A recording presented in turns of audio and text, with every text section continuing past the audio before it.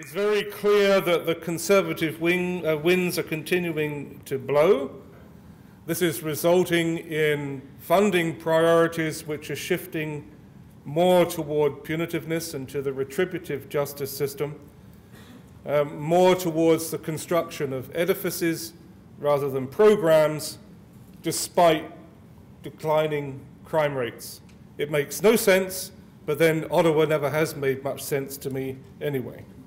I'm just not sure what's going to happen if we do get a liberal government in the next few years. I went before their Justice Committee about 3 weeks ago to talk about justice priorities for Canada. I came away with a feeling that there were really only a couple of justice priorities for Canada.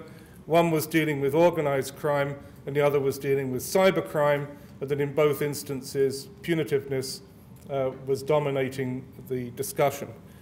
The only bright spark really is that the potential next Prime Minister, Michael Ignatieff, wrote a book once called The Just Measure of Pain.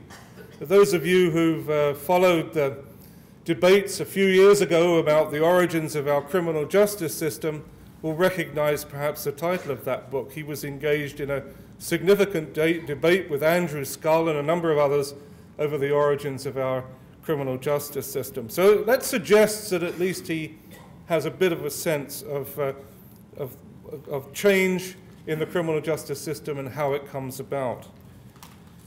But I thought I'd take this moment to issue a message to politicians, should they be bothered to listen to it.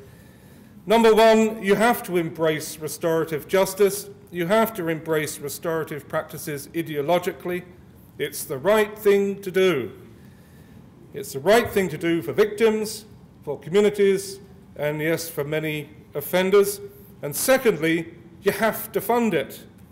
It's cheaper, and it's probably more effective than retributive practices, at least in the long run. And on that note, let me leave you with a wish for 3 very fruitful days. Thank you.